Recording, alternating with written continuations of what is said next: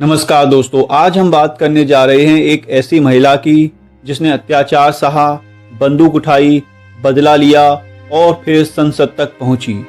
यह कहानी है बैंडिट क्वीन फूलन देवी की, एक गरीब मल्लाह लड़की से भारत की सबसे चर्चित डकैत और फिर सांसद बनने तक का सफर। फूलन का जन्म 1963 में उत्तर प्रदेश के जालौन जिले में एक गरीब मल्लाह परिवार में हुआ था। 6 भाई बहन में फूलन दूसरे नंबर की थी। फूलन का जीवन बचपन से ही संघर्षों से भरा था।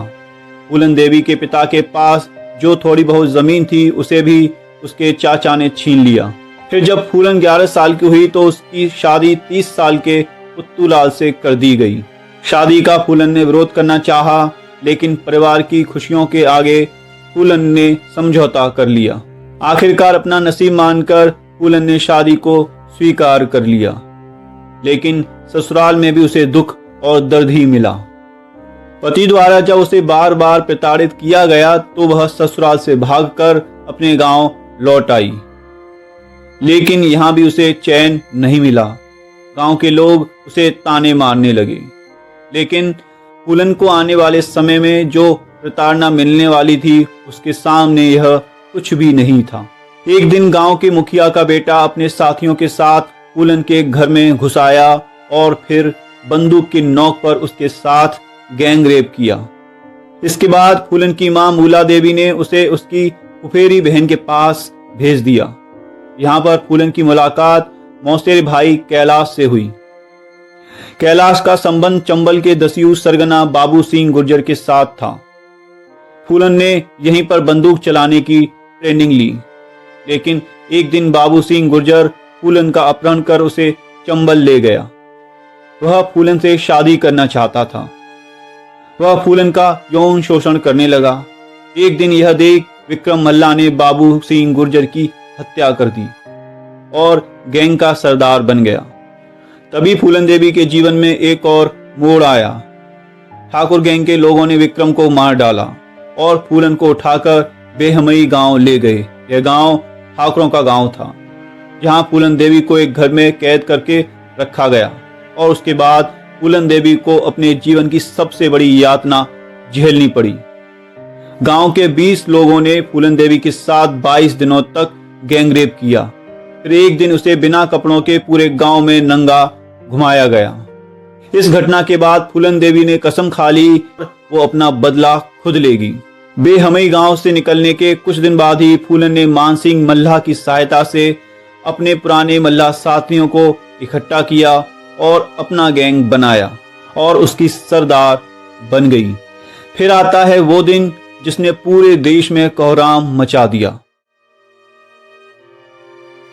14 फरवरी 1981 को फूलन देवी पुलिस की वर्दी में अपने साथियों के साथ बेहमई गांव पहुंचती है। फूलन देवी के गिरोह ने गांव को चारों ओर से घेर लिया और 20 लोगों को एक लाइन में खड़ा कर दिया। प्रतिशोध की आग में जल रही फूलन ने अपनी बंदूक से लाइन में खड़े 20 लोगों को गोलियों से भून दिया और इसी घटना ने फूलन देवी को बैंडिट क्वीन बना दिया, यानी बीहड़ की रानी।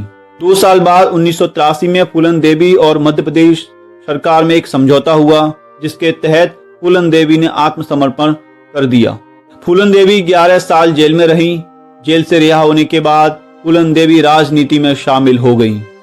1994 में उनके जीवन पर शेखर कपूर द्वारा बनाई गई फिल्म बैंडिट क्वीन रिलीज हुई। इस फिल्म पर फूलन देवी ने आपत्ति जताते हुए कहा कि इसमें उनकी जो कहानी बताई गई है उसे गलत तरीके से दिखाया गया है। 1996 में उन्होंने समाजवादी पार्टी की टिकट पर मिर्जापुर लोकसभा सीट से चुनाव लड़ा और जीत गईं। 1999 में वह फिर से सांसद बनी।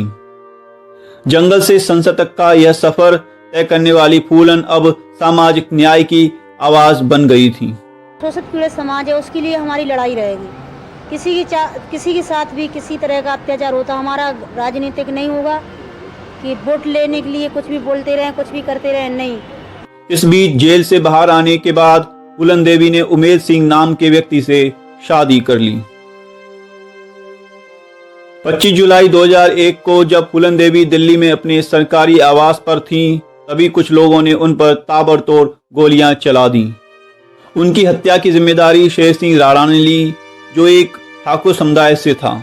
उसने दावा किया कि उसने ये बेहमी नरसंहार का बदला लिया है और इस तरह फूलन देवी की क्रांतिकारी यात्रा का अंत हो गया, लेकिन उनका नाम इतिहास में अमर हो गया। 2024 में आईपीएस अधिकारी और यूपी के डीजीपी रहे ब्रजलाल ने अपनी किताब में दावा किया कि फूलन देवी के साथ गांव में दुष्कर्म नहीं किया गया, उसके साथ दुष्कर्म भीड़ यानी जंगल में हुआ था। आज भी फूलन देवी की कहानी विवादित है। कुछ लोग फूलन देवी को नायिका मानते हैं तो कुछ अपराधी। तो दोस्तों, ये थी फूलन देवी की कहानी। यदि आपको ये वीडियो पसंद आई हो तो लाइक करें, शेयर करें और सब्सक्राइब अवश्य करें। धन्यवाद। जय हिंद,